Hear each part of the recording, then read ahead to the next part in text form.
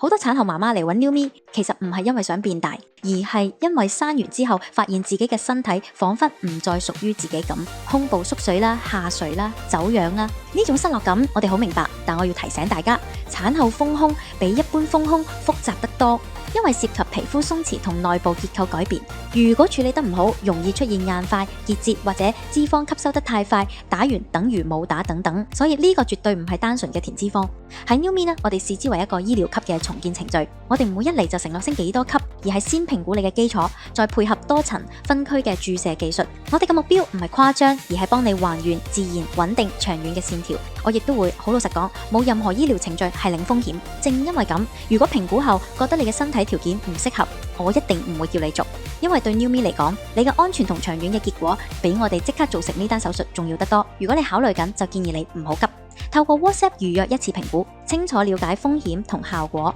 明白後再決定。希望你作出嘅係一個將來唔會後悔嘅選擇啦。